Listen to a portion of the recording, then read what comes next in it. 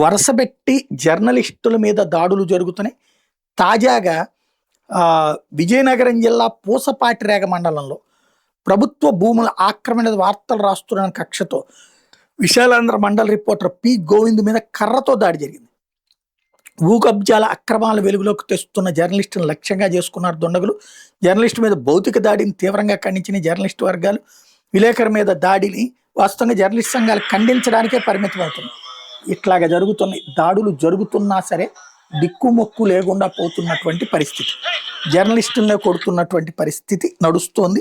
నిస్సిగ్గుగా జరుగుతున్నటువంటి ఈ అరాచకానికి సంబంధించి మరి ఎవరు కంట్రోల్ చేస్తారో అర్థం కావట్లేదు. జర్నలిస్టు సంఘాలేమో పూర్తిగా చోద్యం చూస్తున్న పరిస్థితి, లేదా ప్రభుత్వానికి అనుకూలంగా వ్యవహరించేటటువంటి సిచ్యువేషన్కి తయారవుతున్నటువంటి పరిస్థితి. మరోవైపున బాపట్ల జిల్లా చీరాల నియోజకవర్గంలో ఇసుక మాఫియా మరోసారి రెచ్చిపోయింది.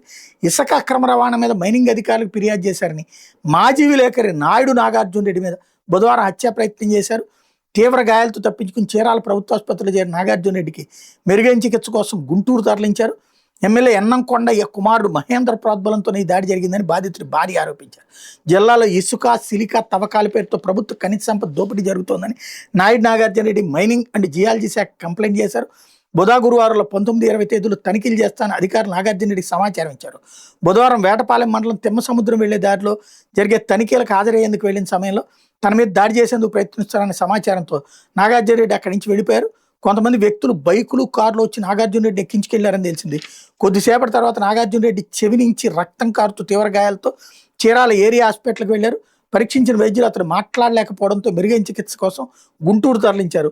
గతంలో తన భర్తను హత్య చేస్తానని బెదిరింపులు వచ్చాయని ఫిర్యాదు చేసిన సమగ్ర విచారణ జరగలేదని నాగార్జున రెడ్డి భార్య చెప్పారు. ఎమ్మెల్యే ఎన్నంకొండయ్య కొడుకు మహేంద్ర, ఆవుల అశోక్, ఆవుల నాని మరికొందరు ప్రాబ్లంతోనే కొందరు నాగార్జున రెడ్డి మీద దాడి చేశారని సమాచారం వచ్చిందని చెప్పారు. తనిఖీల సమయంలో రక్షణ కల్పించాలని కోరిన పోలీసులు పట్టించుకోలేదని ఆవేదన వ్యక్తం చేశారు. ఇసుక అక్రమ రవాణా మీద ఫిర్యాదు చేసిన నాగార్జున రెడ్డి మీద హత్యాయత్నం దారుణమని మరోవైపు వైఎస్ఆర్సీపీ ఆగ్రహం వ్యక్తం చేసింది.